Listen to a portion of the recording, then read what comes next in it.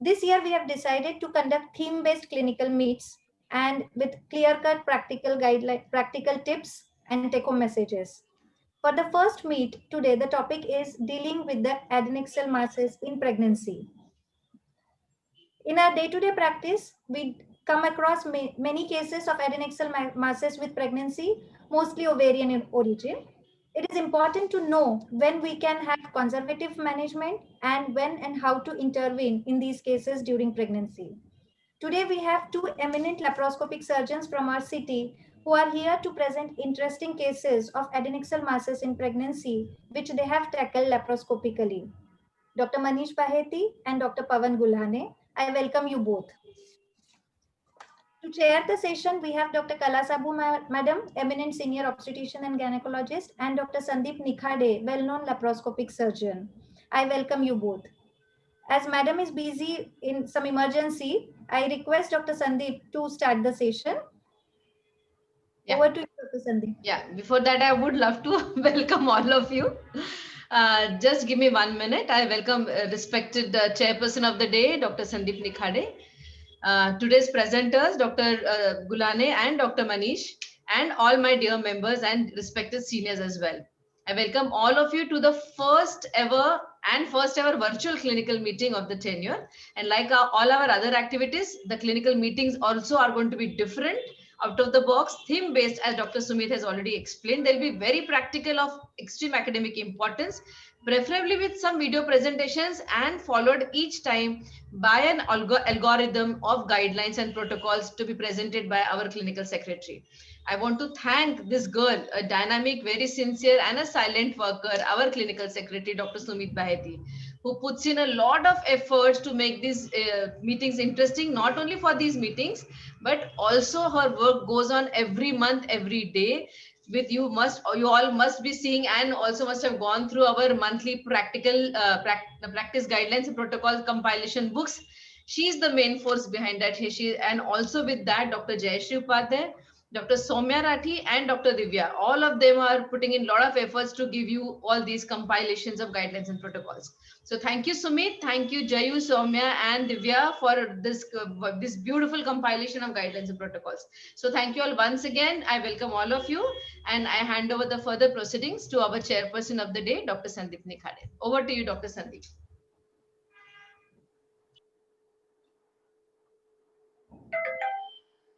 Please unmute.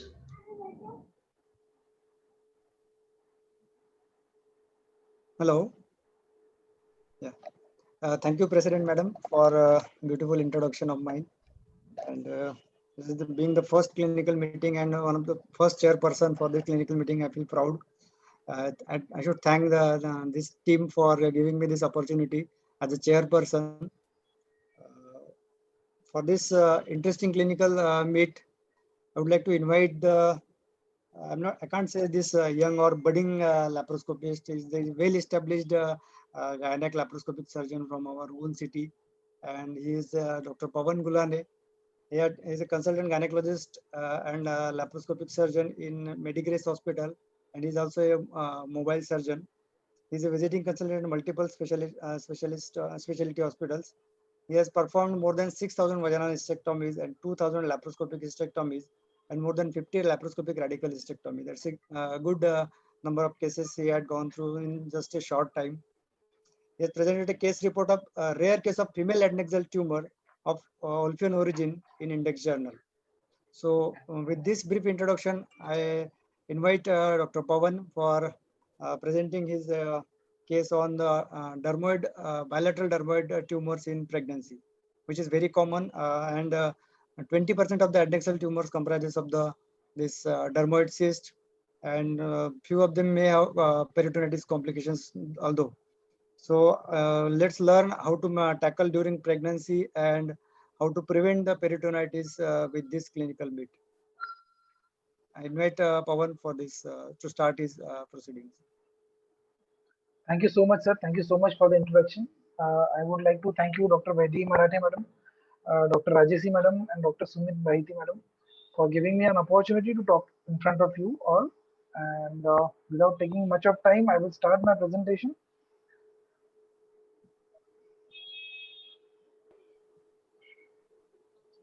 So today, I'm sorry.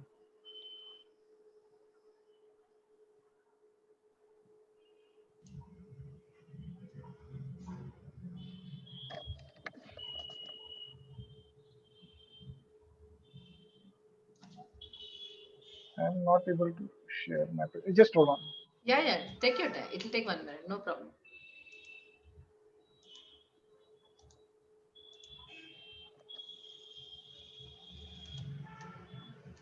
By the time he starts his presentation, I can ask Sumit what's her experience of dermoid cyst in her practice. It has started. Pawan, the text is Sir? not clear. The text is hazy.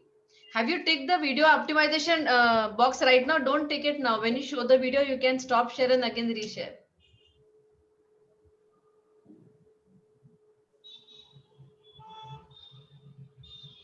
Now is it clear now? It's coming. No. Ha. No, no, no. No, not yet. Not yet. तभी जैसे किया था ना video optimisation, अभी मत टिक करना, जब video आएगा तब स्टॉप शेयर करके फिर से करना, अभी उसको अनटिक कर. अच्छा, okay.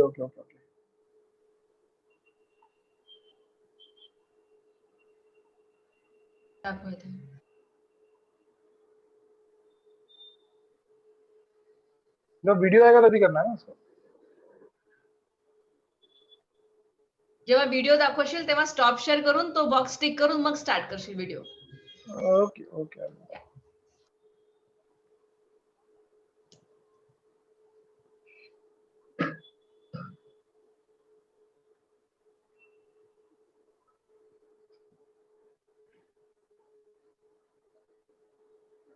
Yes. Now is it clear?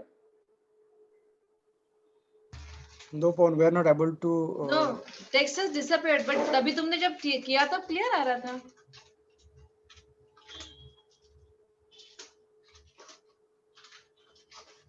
Hazy है वो पूरा. Easy है. उसके पिक्सल स्प्लिट अप हो रहे हैं पवन. We are unable to read it. Yes, pixels are getting up. Upon you can start with Dr. Manish's case.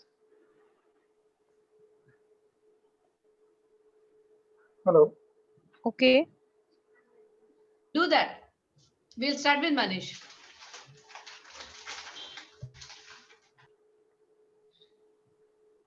Sandeep sir, we'll have the second speaker going first.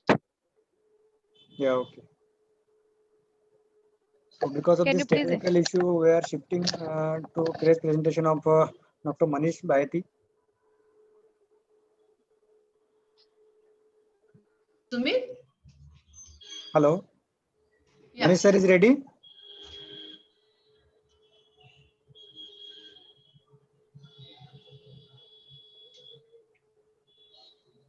Manish was here.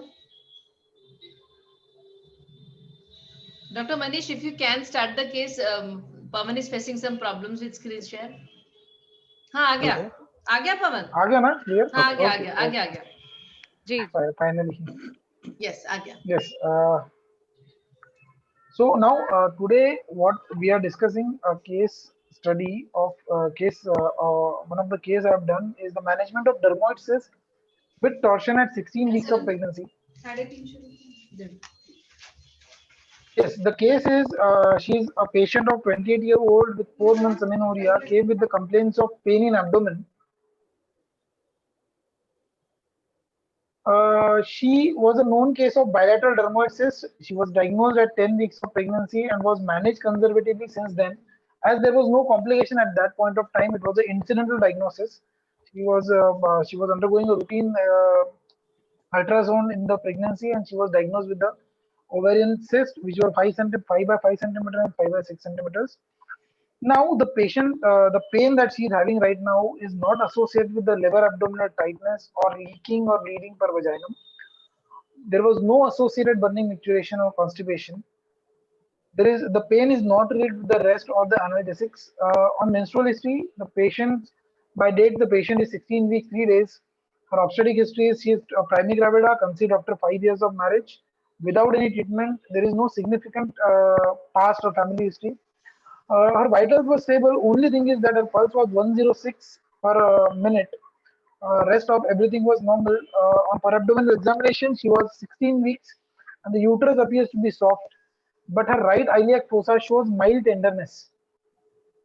All routine investigations were normal, but the ultrasound that we done after the episode of the pain, that showed that the pregnancy was normal and healthy, but the right-sided adnexa, that is the ovarian cyst, that is dermoid cyst, that is 6 by 6 centimeters and shows signs of torsion. So with these investigations and the patient symptoms, we had a diagnosis of torsion ovarian cyst, and we started the procedure.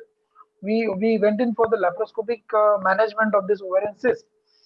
Uh, and now, as you can see, there were some flimsy adhesions in the abdomen. You can see the sigmoid mesentery that is adherent to the lateral wall of the pelvis, and we tried to take it down.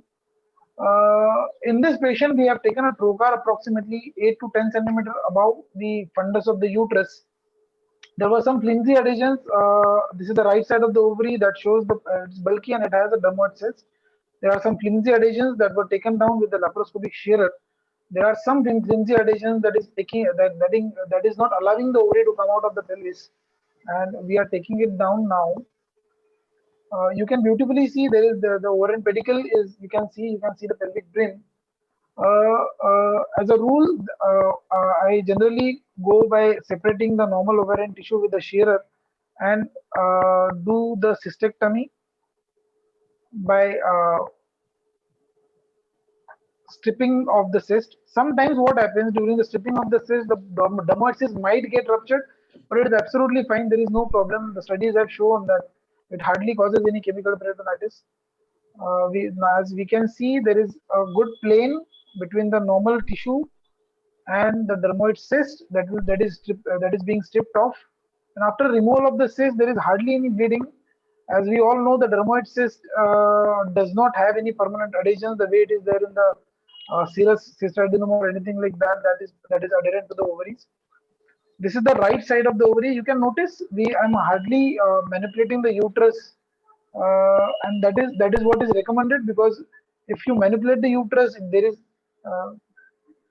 you can see the torsion. You can see the fallopian tube that is crossing over the ovarian pedicle, that is normally not seen, and this is what is causing pain to the patient. This is the right ovarian cyst that was shown in the sonography to have undergone torsion.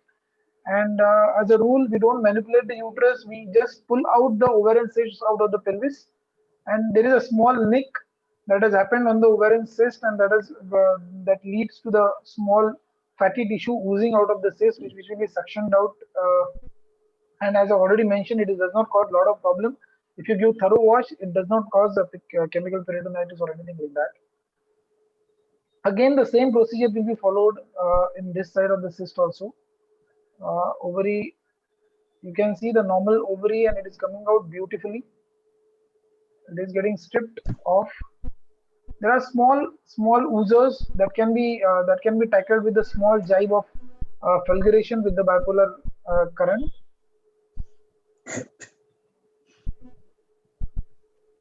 This is the plane between the cyst and then the healthy ovarian tissue. This is the last portion of the cyst that is coming out, and now it will be easier for us to note that the adnexa was completely undergone torsion, which will be corrected. The dictum in the procedure of any torsion, not just the pregnancy but any torsion, is if the torsion is more than 48 hours long, then there is chances of ischemia in the tissue. But if you detort the tissue and the fallopian tube regains its original color, that means the ovary is going to be healthy, and we can we can leave the ovary just like that. I generally don't prefer to do the ovarian suturing, because I believe that ovary heals itself by inverting the ovarian incision edges. Because at times when there is a bleeding, that we don't want to secure with the help of cauterization that might injure the normal tissue. That time, sometimes we can take a small bite with the Vicryl 1O. Routinely, I remove all the ovarian cysts in the endobag. I don't use the professional endobag that they use because it is little expensive for the patient. I routinely use the bag that comes along with the TURP set. It is very cheap. The TURP set you get hardly for 120 rupees. You just put in the cysts in the endobag and deliver it through the port, and it prevents the chances of port contamination also. So it applies to all the ovarian cysts or all the ectopic pregnancies that I remove. I remove it like this. One more issue that we generally speak, when there is a torsion, there is a more chances of having a elongated pedicle, and this elongated pedicle will cause a repeat torsion to the patient in future if she has repeat cyst or something like that. So in those cases, we can do ovariopexy, but I don't recommend to perform the ovariopexy in pregnant patients because uterus is a very vascular organ at this point of time in the pregnancy. So it's always better to have wait and don't do the ovariopexy in the pregnant patients. Now, if you notice, this procedure was performed at the time of when the patient was 16 weeks, right? So now you can see there is ample amount of space into the abdominal cavity to tackle the ovarian cysts. That we are going to discuss later part in the later part of the presentation. And we are giving thorough wash to the patient. You can see small bits of the fat that is going to float over the normal saline that we are using for wash. The trick here is don't go directly and suck the fatty tissue. You put some water on it, put some normal saline on it, and because the density of the fat is going to be lesser than the water, the fat is going to float on the water, and you can just suck it very easily. Now you can see almost all the fat is clear. You can see the ovary does not have any bleeding, so we are going to leave it like that.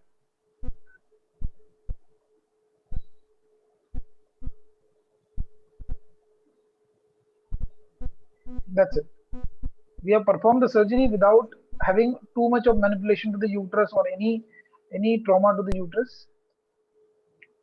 So now after this video, I would like to discuss about the adnexal masses in routine in the pregnancies. So the adnexal masses is not very rare in the pregnancies. You understand? The study shows that the adnexal masses can be 0.19 to 8.8% of all the pregnancies. And the most cases of the adnexal masses are functional or asymptomatic. And most of them, like around 70% of them, they resolve spontaneously. Now, the clinical significance may vary largely depending upon the size of the tumor, the clinical presentation of the tumor, and the risk of the tumor to undergo malignant changes or the tumor having malignancy in itself. Now, what are the different presentations that patient might come to you in the OPD who are having adnexal cyst? Mostly the adnexal cysts are asymptomatic. Generally, if we have a data and we do cesarean section, it is found that in all the cesarean section that we do, around 0.3% of the patient has adnexal masses, and they without any symptoms. You understand? So mostly they are asymptomatic.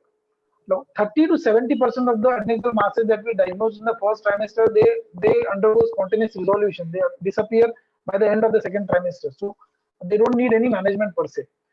Now, the problem comes when the ovarian cyst undergoes complication, and the complications causes the first sign that it is going to cause is pain, and the pain can be because of the bleeding into the cyst.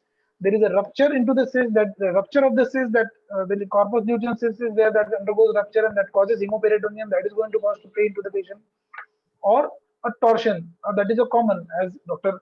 Nikhade has already said, that torsion is the most common complication in the adnexal mass. That is up to 20%. Second, obstetric point of view that all obstetricians are concerned about is the dystocia that a cyst can cause, and it can cause the dystocia, like dystocia as in delivery of the baby at the time of parturition.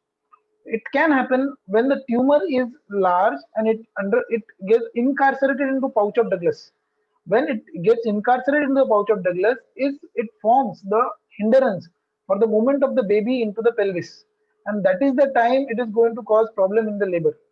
And sometimes it get diagnosed after you do cesarean section and you come to know that there is a cyst in the pouch of Douglas. You understand? And apart from that, there is a possibility of the pressure symptoms that is mostly caused by the cyst incarcerated in the pelvis, like pressure on the ureter. It can cause pressure in the rectum, and it can cause pressure on the uterus also, and that might cause change in the shape of the uterus, and which can cause preterm labor later on. Now, how do we evaluate the patient with the adnexal masses? The dictum of any adnexal mass. If you diagnose any adnexal mass, it has to be evaluated thoroughly so that you don't miss onto the complications. You understand? So, except like for any mass that you generally routinely see in the first trimester, it has to be evaluated thoroughly to rule out malignancy, to rule out the complications, and to see whether the cyst is going to persist in the future pregnancy or not. And what are the signs for the cyst to persist? Is size of the cyst which is more than 5 centimeters, or it has multiseptate cyst, or it has echogenicidis like the way we have seen the dermoid cyst. The mainstay in the treatment or mainstay in the diagnosis of any adnexal mass in the pregnancy is going to be ultrasonography, and which can be done with the transabdominal ultrasonography, or in the first trimester with the transvaginal sonography, which can diagnose the adnexal masses. Now, what do we generally see in the ultrasonography is the size of the tumor. Like, what is the exact size of the tumor, so that we can predict whether tumor is going to resolve or whether tumor is going to persist throughout the pregnancy, whether it is unilateral or bilateral. Because this is significant, because if you have a bilateral tumor, chances of having malignant changes in the tumor is more. Whether it is a simple cyst, like there is a functional cyst, or it is a complex cyst, that is a multi-septate cyst.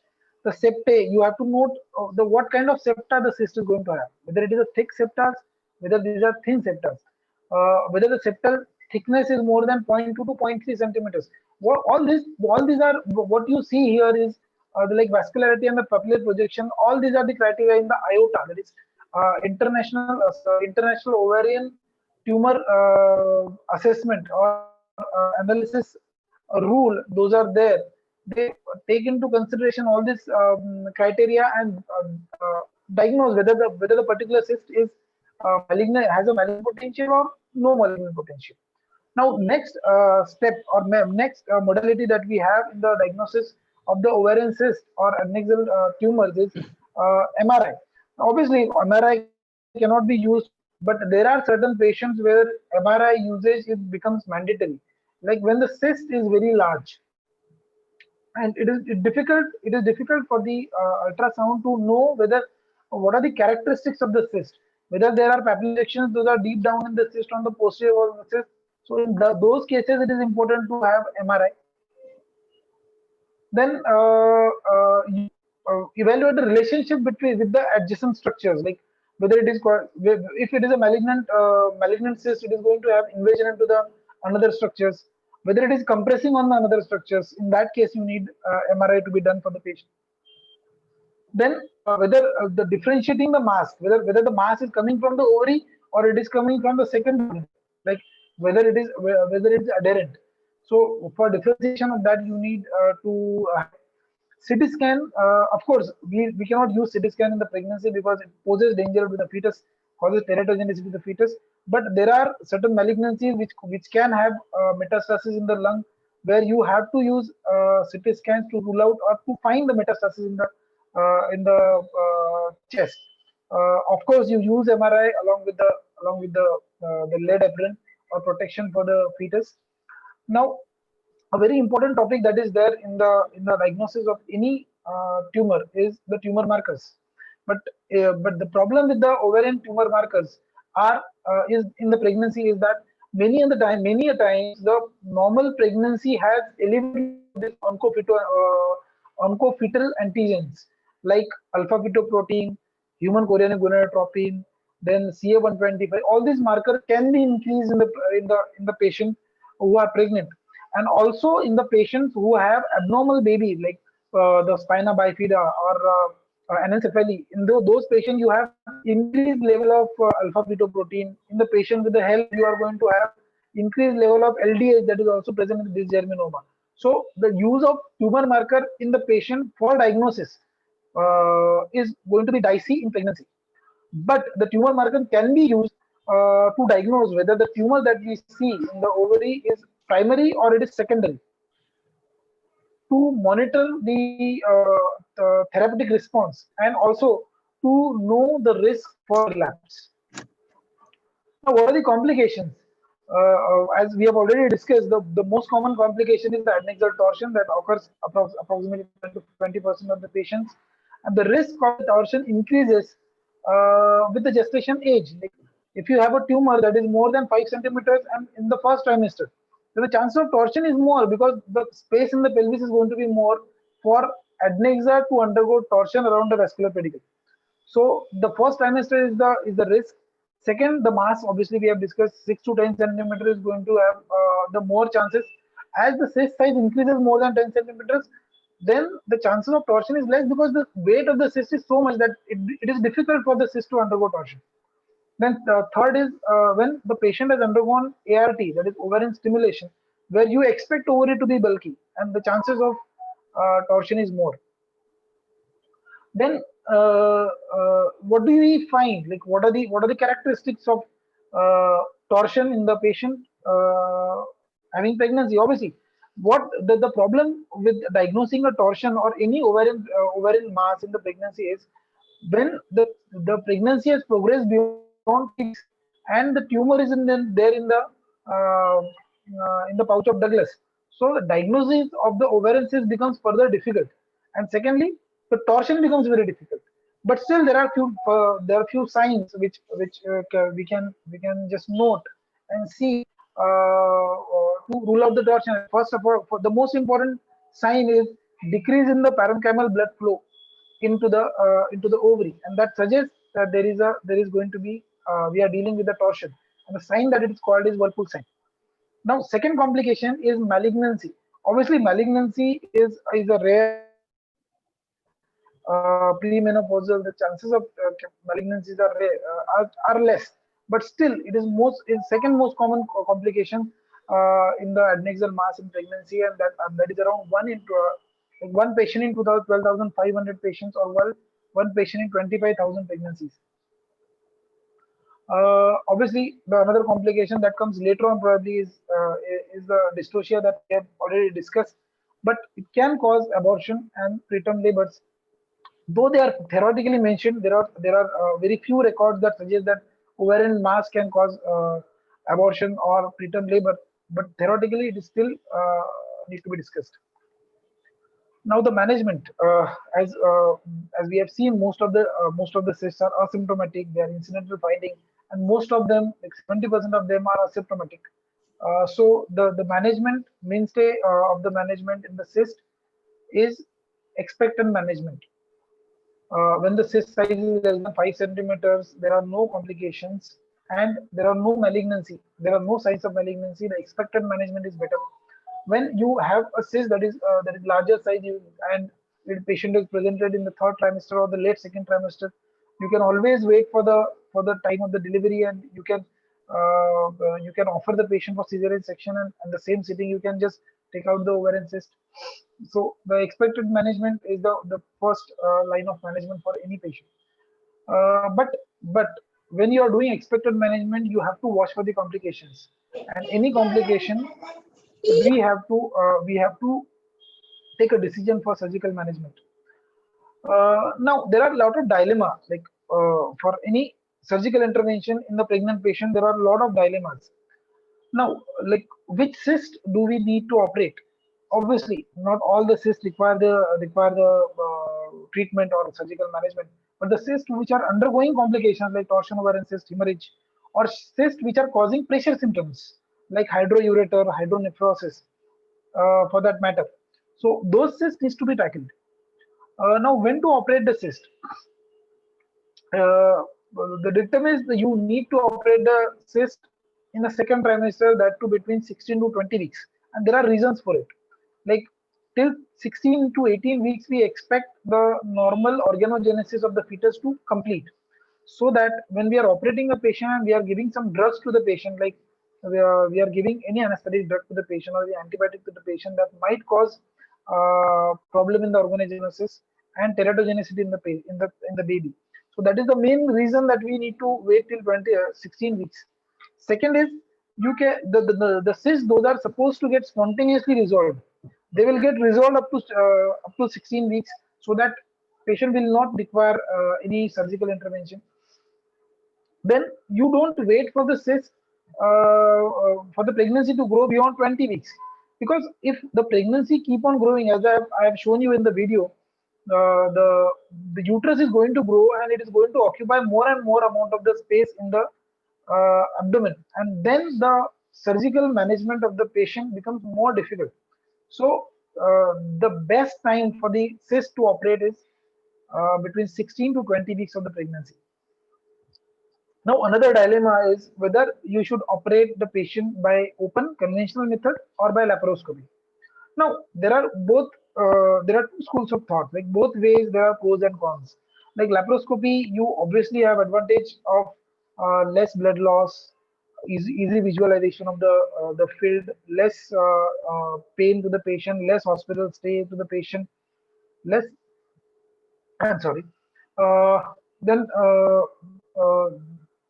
obviously the pain is going to be less, the rest that patient going to need is less. The most important is the patient is going to require less manipulation of the uterus that might cause the uterine contraction. So these are the advantages of the laparoscopy, but there are a few thoughts about it that is pro to the open surgeries, and those are like laparoscopy, you need to insufflate the CO2, and CO2 can cause acidosis and trouble to the baby, obviously. In laparoscopy, the chances of thromboembolism is more because you are putting gas into the abdomen, and the surgery, if prolongs, there is going to be a venous stasis in the lower extremities, and there are chances of thromboembolism. So you have to weigh the pros and cons. But now with advancement of the surgical techniques and the time required for the surgery is so less, like hardly you can finish the surgery of the adnexal mass in 35 to 40, 30 to 45 minutes. So the things, like I prefer to use laparoscopy as a modality because it reduces so many complications for the patient.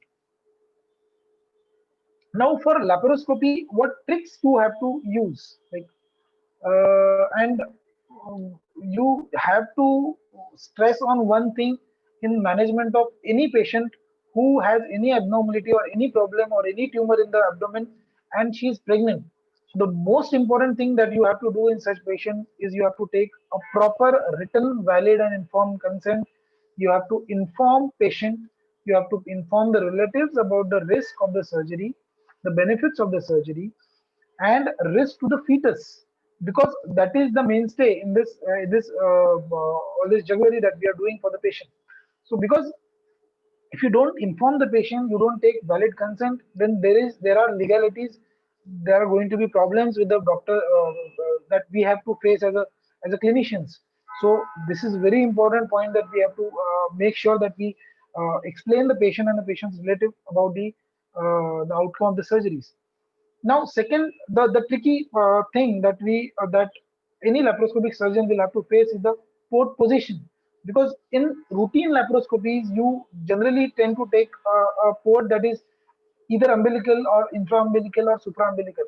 But here, when you are dealing with the any mass in along with the pregnancy, you have to think about the uterus, and you have to have at least 8 to 10 centimeter margin between your first port entry, that is blind, and the uterine fundus, so that you don't injure the uterus at all. Secondly, what kind of port entry you would like to take? I prefer conventional Veris optical trocar entry, and that has helped me over the period of time. But it depends upon the individual surgeon what he is trained into and what he is accustomed to, so that it reduces the chances of complications. Secondly, one point I have not written here is the anesthesia what you are going to use for the laparoscopy. Obviously, when you are using a laparoscopy, the preferred anesthesia is general anesthesia. But with general anesthesia, you have more chances of having fetal problems, like the drug transplacental transplacental passage of the drug to the fetus, and that might cause problem. So I routinely prefer regional anesthesia. I like to do the patient the surgeries in the pregnant patients into the spinal anesthesia. Then next comes is the CO2 insufflator. See, you have n number of CO2 insufflators in the market, but the problem is with the calibration. You have to use CO2 insufflator of good quality, because sometimes the CO2 insufflator might show you a pressure of 12 and your abdomen is so tense that it is causing so much of pressure in the abdomen, and that might cause problem to the patient. So it is very important to have a good quality CO2 insufflator. And secondly, the pressure that you keep is between the 10 to 15 mm of mercury. I personally like to keep a pressure at around 10 to 12, so that we can reduce the complications. And you have to continuously monitor the EtCO2 by capnography. You can use the EtCO2 probe near the nose, so that you can record the EtCO2 during the surgery, so that you can reduce the CO2 acidosis. Then the important thing, because the pregnancy is a hypercoagulable state already, we are putting in the gas that is causing venous stasis. So both these things can cause thromboembolism into the lower limbs, and for that, to reduce that, there are two options. The expensive option is the pneumatic compression stocking, but I don't know whether everybody is using it. I don't use it, but rather than that, the simple technique can be, you can intermittently deflate the abdomen with the CO2, so that, and you can correct the head low. Generally we give very minimal head low, and if at all you are giving, you neutralize the table to zero, you release the intra-abdominal pressure, so that chances of thromboembolism goes down. And one more thing that we can do is the low molecular weight heparin. You can give low molecular weight heparin as early as 8 hours after the surgery. You can encourage patient for early mobilization, and that can decrease the chance of thromboembolism. Then the another important thing is minimal manipulation of the uterus, that we have already seen in the video and already mentioned many a times, that manipulation of the uterus has to be minimal, because if you inadvertently hit the uterus, there are chances of bleeding, and to stop that bleeding, you are going to use the cautery. That cautery is going to cause uterine stimulation and the uterine contraction and so on. So better you do not manipulate the uterus as far as possible. Then you give minimal head low, again that will reduce the risk of uh, the cardiac output that we are going to have, the excess cardiac output. Then you finish the surgery as early as possible. You quick go, you enter, you finish the surgery, and you come out as early as possible, so that you reduce the further complications because of the CO2 insufflation. Then the role of tocolysis and progesterone, it is going to be the same. It is going to be the same for the open surgery. It is going to be the same for the laparoscopy. But I don't like to give tocolysis too much to the patient unless and until she doesn't have pain.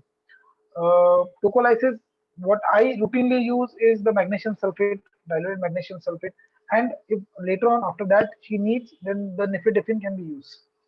The progesterone support is the routine. There is no point in bombarding the patient, because I already discussed. Obviously, if you're dealing with the patient of adnexal mass in the first trimester, where you have a fear of losing the corpus luteum, because in the first trimester you have corpus luteum who is secreting HCG. You understand? Sorry, progesterone. So the progesterone support is for the patient is going to go down. In that case, you need to give additional support, progesterone support. But if suppose you are doing a surgery after 16 weeks or after 18 weeks, then the placenta has already taken over the function of the corpus luteum. So progesterone support can be given in the minimal doses or minimal required doses. That's what I would like to tell you. Now, the take-home message that I would like to tell all of you is all adnexal masses in the pregnancy should be properly evaluated, because that is the way you can reduce the complications. Secondly, the ultrasound is the mainstay in the diagnosis as well as the monitoring of any ovarian cyst which is asymptomatic or which is undergoing complications. All the patients should be operated if required between 16 to 20 weeks of the pregnancy. The patients and the relatives should be thoroughly counseled for the risk and possible outcomes to avoid legal complications. And laparoscopy can be better operative modalities with experienced surgeon. Thank you so much. Thank you all for patience hearing. Thank you so much. Thank you, Pawan, for a very nice discussion and very nice case presentation or video presentation. One thing I would like to add that we are using endo bag. It's not that costly, and I think you should use this endo bag uh, before rupturing that ovary or before separating to start the separating from that dermoid and the ovary. So this is one thing, and another is first she presented with you at around 12 weeks, no? 10 weeks. 10 weeks. Okay. Yes, So by yes. that time also you could have operated, but this keeping in mind of this embryogenesis, but then time period of the embryogenesis is around 6 to 8 weeks. So by the 10 weeks, I don't think there will be any this congenital malformations. Actually, the patient did not have any symptoms at that point of time, sir. So, Okay, but then, asymptomatic patient, we thought of conservatively managing it. And organogenesis is completed after up to 16 weeks. So, considering that thing in mind, we have postponed the surgery till 16 weeks. okay. So it's very nice presentation, and Thank you, sir. thank you. If there is any question, Audience can post in the chat box, then we all can take it later. Hai na, Sumit? Yes, madam. Chairperson, can we do that? yes, madam. We can ask the participants to please post their questions in the chat box, and we'll take it at the end of both the cases. Okay. Yeah. So shall we do with the next presentation? Shall we start with next presentation? Yes. Yeah.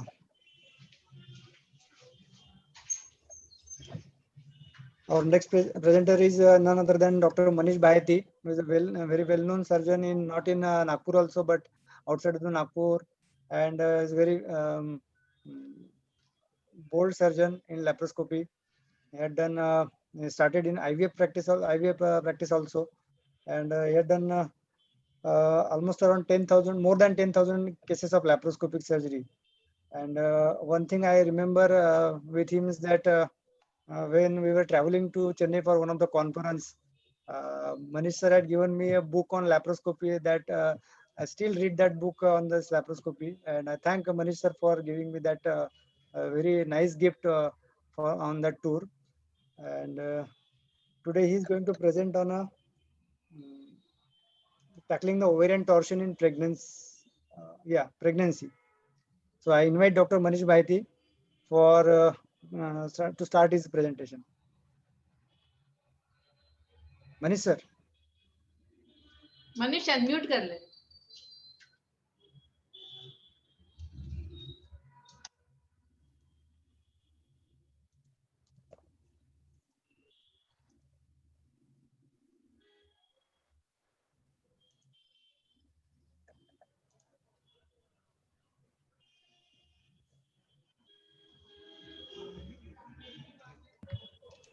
Yeah. Good evening. Good evening, sir. Thank you, Sandeep, for those nice words. First and foremost, I would like to congratulate Pawan for a fantastic presentation and a detailed discussion, academic discussion on this topic.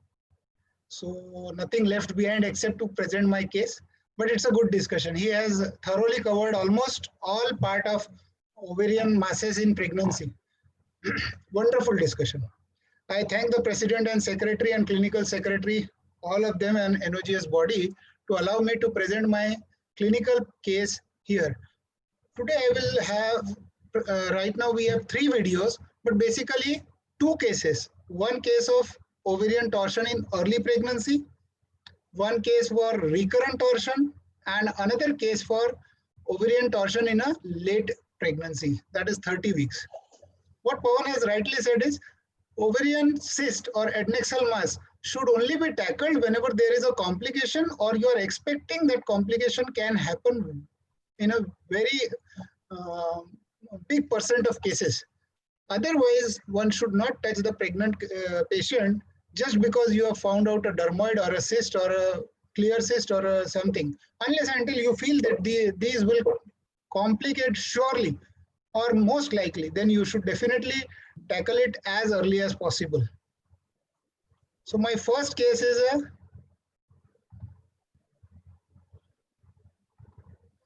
I'm sharing my screen.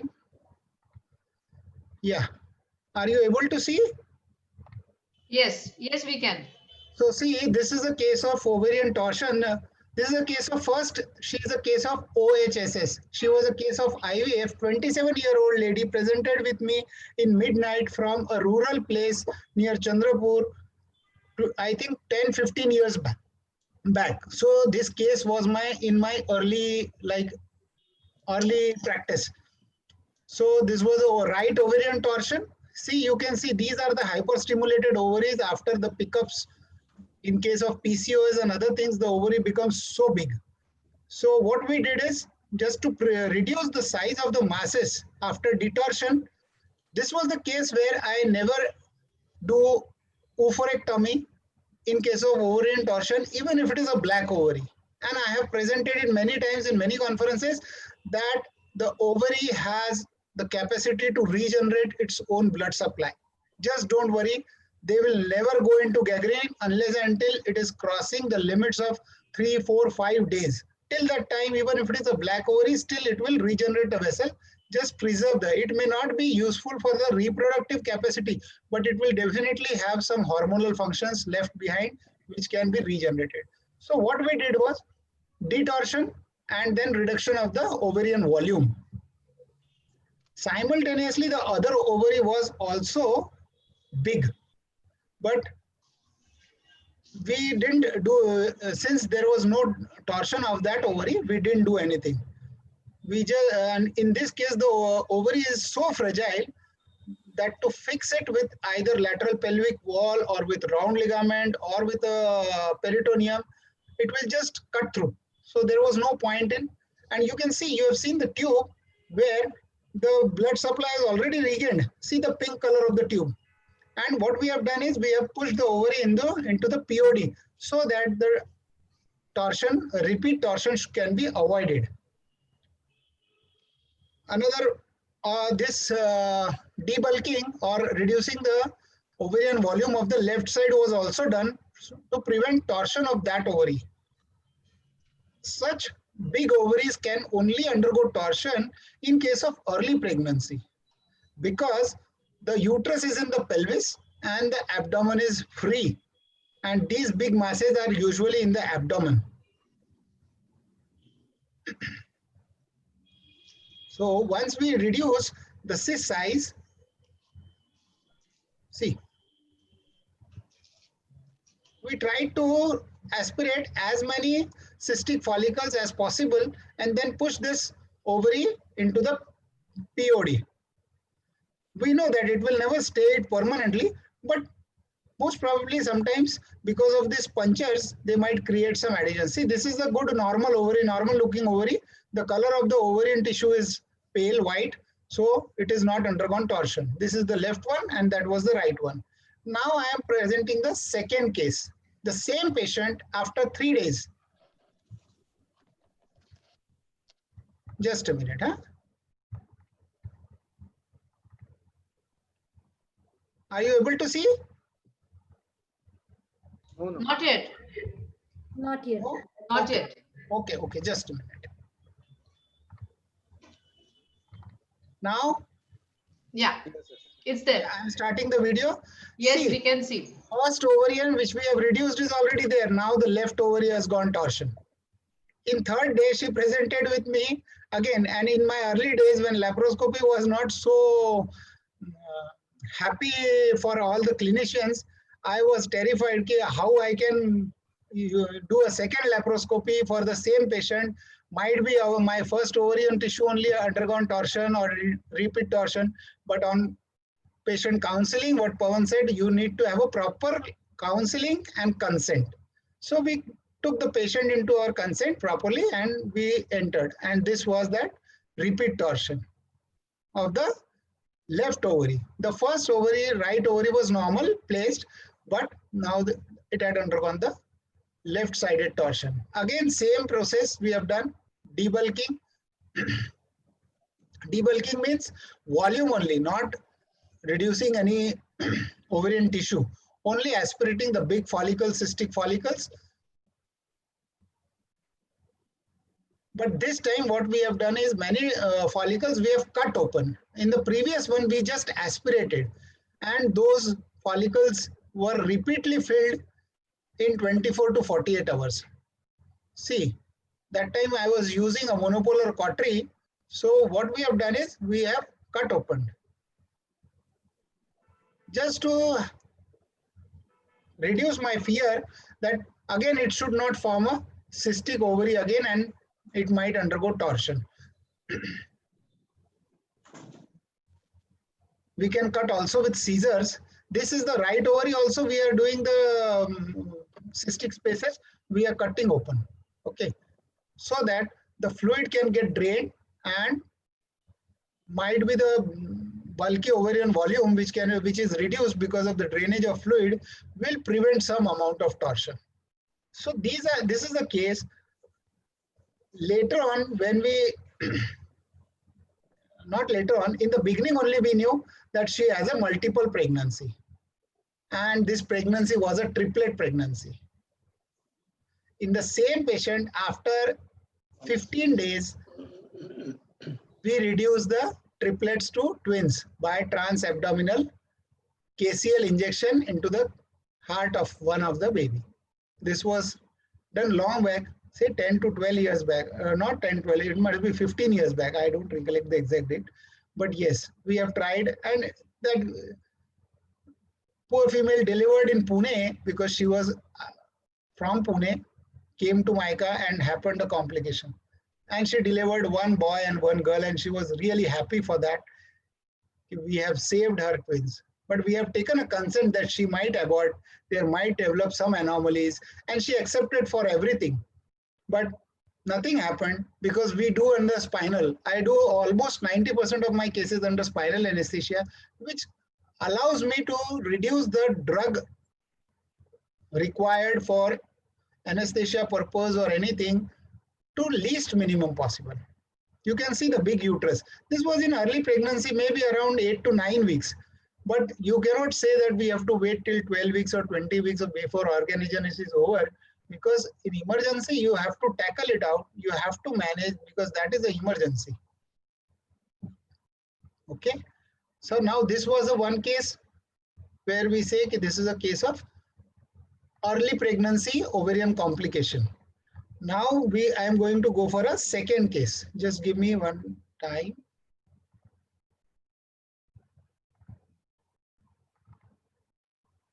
This is a recent one which I have already shared in our classroom section.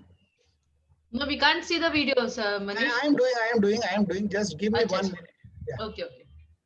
What happens? We have to keep the video open, and then I have to start sharing the screen. Yes, that's what. Yeah. So this is a case of 30 weeks pregnancy with ovarian adnexal torsion. I cannot say ovarian torsion. It was diagnosed by none other than our budding gynecologist, Dr. Dalal. She is a daughter, Aisha Dalal. She is a daughter of Ruxi Dalal madam. And she referred to me in emergency in evening. But I was a bit skeptical, how can this be a ovarian torsion, whether it is appendicitis or whether it is some problem.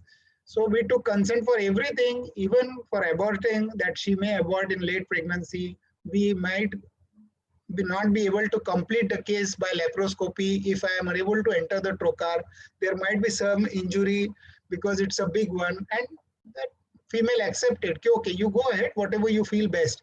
I said, this is an option for me. Let me give a try. So I inserted my first trocar right just below the xiphisternum, maybe 2 centimeters below the xiphisternum. I was that high because the uterus was 30 weeks, and the only advantage what I got is the patient had a flabby abdomen. So I could lift that abdomen and I go with direct trocar entry, because that with say 15-20 years of experience, we can understand when we enter the peritoneum. And at that point of time, I just hold on, put the camera. In this case, we holded the camera and with scope, we perforated the peritoneum so that we are not injuring the uterus with the trocar tip. So this is our video. See, you can see this big uterus. And I thank to Dr. Kavita Luthra madam because she diagnosed that ovarian torsion is there. You need to believe your sonologist. Sometimes the sonologist whom you are regularly referring, you know her perfection of diagnosis. And since I know madam's diagnosis, I boldly went enough to go ahead. You can see the torsion. This is a right adnexal torsion. What you need to do with this is just detort. Okay. First, we were detorting on the opposite direction. So we created one more. Then we realized we are doing the opposite way. And with this, we can say the diagnosis of a paratubal cyst rather than an ovarian cyst. Because on sonography, it was labeled as an ovarian cyst. So we went ahead, but we realized that this is not a ovarian cyst. This is a paratubal cyst which has caused the torsion.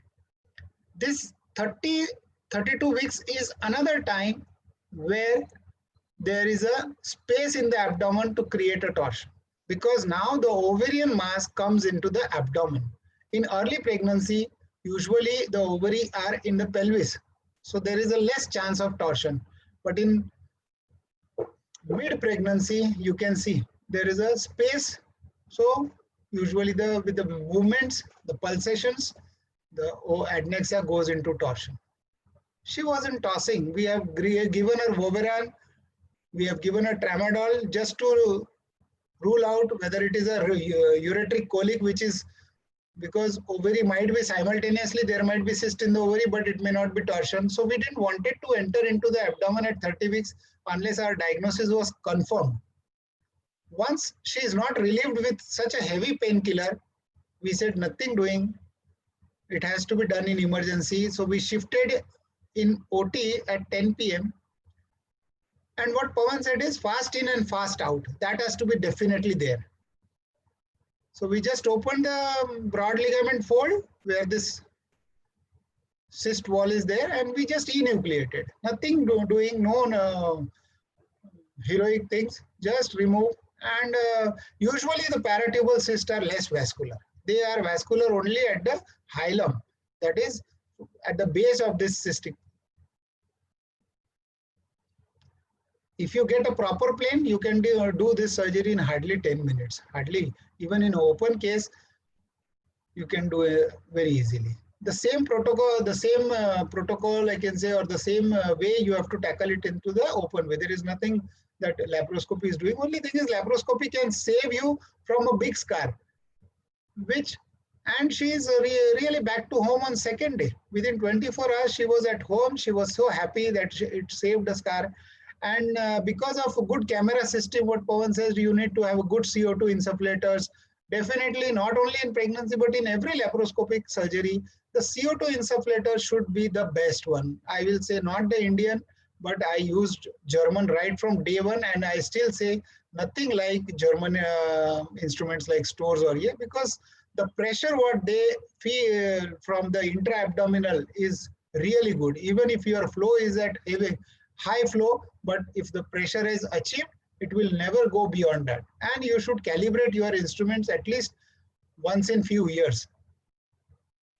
See, this is at the base now. And at the base, we have just cauterized some vascular segment so that it doesn't bleed.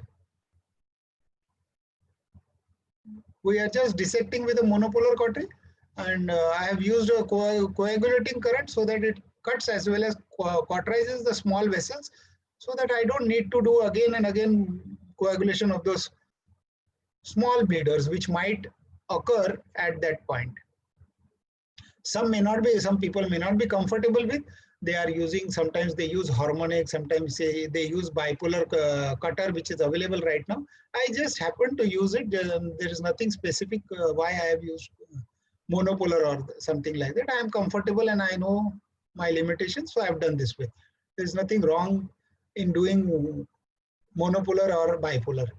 It's only the instrument you should be regularly using and comfortable to operate with. That's it. So once the cyst is removed, you just, because you know this is a paratubal cyst, you can just drain it in the abdomen. There is no harm. The fluid is, and you just remove the cyst wall from the 5mm port itself. It just comes out. And after a thorough wash, what we gave here as a tocolytic is one shot of duodelan drip for some hours and Proluton depot as a prophylactic. Nothing else. One good antibiotic, 2 painkillers for a day. That's it. After a thorough wash, she was absolutely comfortable, went home next day. So academic point, Pawan, you have already discussed. Practically, I have shown, you have shown. I think that's take care of adnexal masses in pregnancy. Sandeep and Pawan, you can add something. If I have missed, there is nothing wrong. That's Yes. it, sir. It's very nice presentation. Sandeep, unmute ka. Sorry. Almost all the practical points have been covered in this clinical CME. I would like to thank Manish sir for giving for the newcomers that how to remove this ovarian cyst per se, whether it may be a dermoid or para-ovarian or whatever. The way he had shown, it is the best possible way to explain for all the newcomers. And I would like to thank Manish sir again and Pawan for nicely giving their justice to this topic of the laparoscopic management of adnexal masses.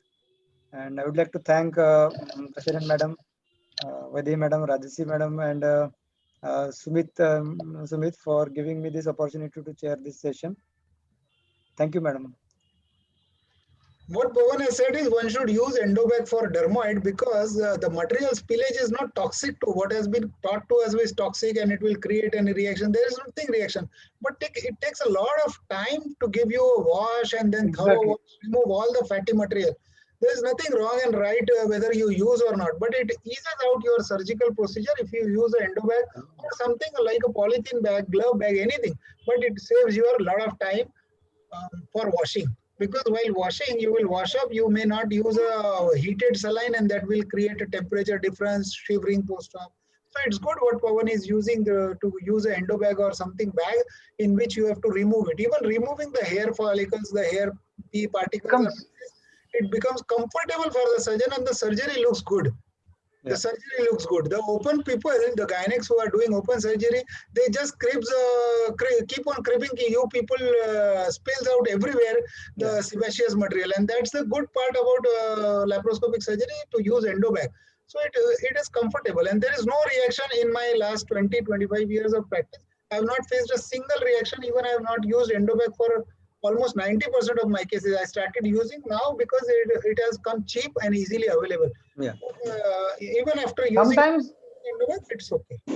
Sometimes the problem with the dermoid cyst while extracting it is there can be tooth, there can be a hard tissue inside, and that times removing the dermoid cyst through the port becomes very tedious. Yeah. And obviously, as already Dr. Manish sir has said, removing the hair follicle and cleaning everything up, it takes a lot of more time than the actual surgical time. So it's better to use endobag so that it decreases the operating time.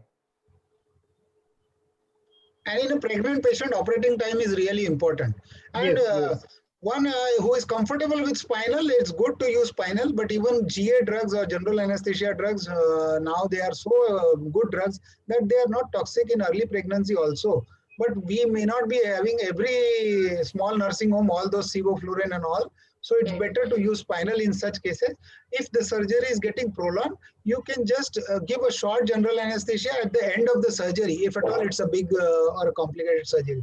Another thing I will say, even if you don't wish to manipulate the uterus from below, you can give the position of a head-low position with the stirrups up, legs up. You can do the legs up position. That will prevent leg stasis and that may prevent a thromboembolism in the or DVT in a lower limbs. That can be a possibility. You may not manipulate vaginally, but I do happen to give the legs a bit tilted one so that the blood keeps on flowing towards the abdomen or the cephalic side. there is a question for Manish sir. In the 30 weeks pregnancy with ovarian cyst, where did you the primary port and the axillary ports? Usually now I am a ipsilateral, means I am a surgery operating surgeon from the same side. So I usually do ipsilateral surgery. That means my both the ports are on the same side.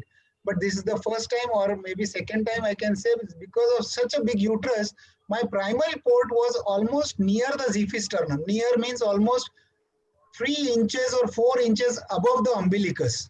I can say that much. So that means hardly 2 centimeter below the xiphisternum. There I was very confident because I was using, even my assistant said, sir, don't use, let's use a 5 mm trocar. I said, that's good. And somehow I am doing a trocar entry with a bit blunt trocar. I'm comfortable with that because my tip of the trocar will definitely, even if I touch the uterus with a small thrust, it will not injure directly, because otherwise the imported trocar stores or any other company, they are very sharp. Even if you just touch it, it will cause perforation or at least minor injury which will trouble you. Then you will keep on cauterizing, suturing, anything. So I use a bit blunt trocar. And in this case, the axillary trocar were on the opposite side, one on the right side and one I can say suprapubic, or in between the umbilicus and the pubic area, where I got the space to enter. Maybe near the umbilicus, just below the umbilicus. I think Pratik uses this way of surgery, because I am trained at a place where ipsilateral trocar point entry was there, but Pratik uses a center midline port. So I use that one, which made me comfortable to operate on the other side. Otherwise, if I would have entered on the left side of the abdomen, I would not have reached that side of adnexa, and it would have been a cumbersome procedure. This time I took a bit stool or something to raise myself above the abdomen, and then I entered this patient. So it was a comfortable part. I would like to just add what Dr. Manish has said. When you are trying to take a trocar that high in the abdomen, then you have to make sure that your stomach is empty. You at least put a Ryle's tube so that you can drain the content of the stomach. Because if you try and take the trocar that high in the abdomen with the distended stomach, there is a high chance that you might enter directly into the stomach.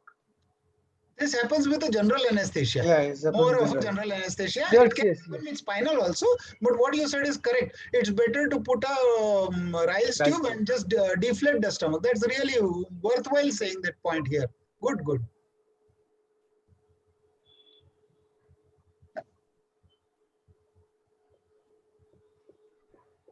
Yeah. Any more questions, Sumit? Nothing, ma'am. There are so many compliments about the excellent presentation by both of them. Yes, I wanted them to Thank you. Thank you. go through the chat box. Lots of compliments for both of you. Indeed, our society is blessed with such adventurous and such, what I should say, technically so highly skilled surgeons with us. So many of you, actually. So, NOJS is blessed. I have one more suggestion, that if at all you see just a simple cyst, maybe a 6, 7, 8 centimeter size, and there is no complication. So I can say, rather than doing a major operative surgery, you can go USG guided cyst aspiration. Reduce that volume and let it be there. If at all it refills, then it's a part of thinking. Otherwise, if it doesn't refill, like paratubal cyst, it takes time to refill. Might be ovarian tissue, ovarian cyst may refill, but you can just reduce that, because there is many times the patient keeps on complaining dragging pain. The pain is a dragging pain. It is not an acute pain or a torsion pain, but there is a dragging. So if you reduce, might be there is a chance that it may reduce the chance of torsion also. But I'm not sure about it. But that is my thought process, which I have done 1 or 2 times. I didn't operate it. I just reduced the cystic volume.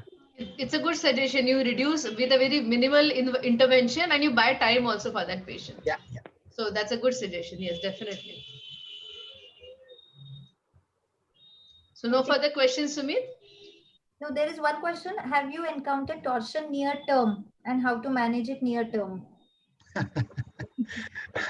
So I think better if it is a term patient, then you should definitely go for a scissor with management of torsion in the same thing. The Unless advanced until- pregnancy. That is a better option. Just go for That is- cesarean section and Manage the patient also. Correct. do the Neonatal cystectomy. में तो no problem. Yeah, yeah. because With the advanced as such pregnancy, you you cannot won't go get- with sorry हाँ जी बोलो Sandeep yeah. Sir, continue. No, what I was saying Only is with problem- such advanced pregnancy, you may not be able to enter abdomen by laparoscopy, or you may induce a trauma. So in that case, doing a abdomen open by a transverse incision is already there. Then only remains part of a removal of the baby. Better to do that and finish up the same 2 surgeries in one sitting. Save the patient from surgical, financial, physical, all trauma you can save. So I think if the baby is mature enough to survive outside, you can do it. The full-term pregnancy, you won't get much space for the ovaries to get torsion. So chances of ovarian torsion is also much less at the term.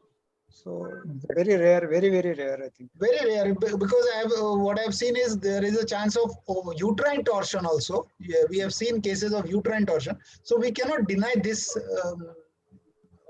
case. There is a possibility that there may be a torsion, but rare because usually in such we are now doing so many sonographies, 4 or 5 sonographies do happen right from NT scan, double marker. So this cyst is usually diagnosed unless and until patient is from a rural area where they are not doing their sonographies properly or sonography is not done by a good sonographer.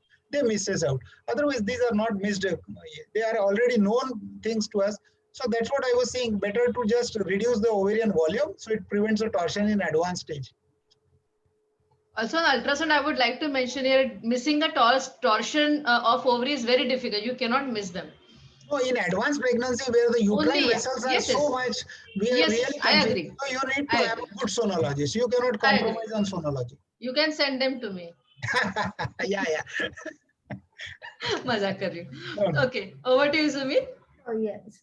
I had only 2 slides just to share, just to summarize. The indications of surgery in cases of adnexal masses is if there is acute abdomen, mass is suspicious of malignancy, or if it is a rapidly growing mass, which is at a higher risk for malignancy, or cysts which are greater than 10 centimeter, which may cause obstruction to labor. So just to summarize, and managing adnexal masses, if there is ultrasound diagnosis of any adnexal mass and if there is acute abdomen, going for surgery as has already been explained. And if asymptomatic masses and benign less than 5 centimeter, no further action needed. If more than 5 centimeter and complex masses, then maybe rescan after 4 to 6 weeks.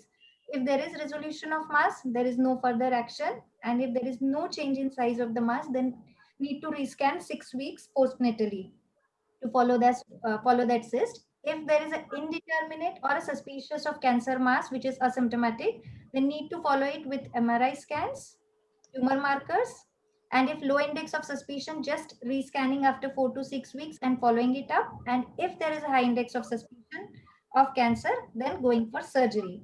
Other things like how to and when to manage these masses and open and laparoscopy we have seen with our expert surgeons. So just this algorithm I wanted to highlight just to summarize the presentations. Yeah. So I thank Dr. Sandeep Nikhade for chairing the session at this short notice. And I thank the presenters, Dr. Manish Baheti and Dr. Pawan Gulane. And even if he is not in town, still he agreed, Dr. Pawan. Thank you. No, I'm back. I'm back in town. Back already? That's great. Yes. Otherwise, it was a real digital treat. Yes. Thank you. I thank all the delegates who have joined this interesting clinical meeting. There are so many compliments for both of you. Please go through the chat box.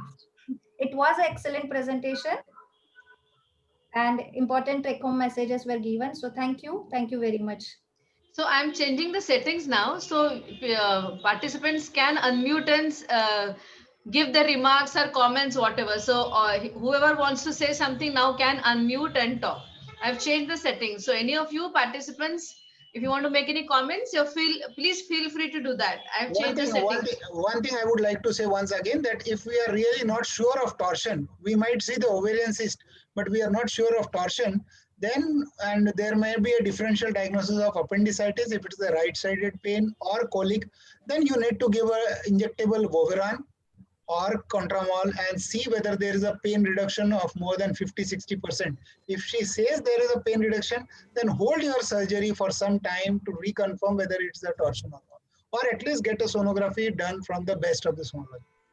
Once again, this has to be highlighted because just by seeing the cyst and expecting a torsion, you might not go to the root cause of the pain, and you might remove the cyst and the pain will be due to either appendicitis or due to renal colic. So sonography plays a real important role. Sonography with the good sonologist. With a good sonologist, that is sure. Yes. Absolutely. So you must be sure of the diagnosis before you go in for the surgery.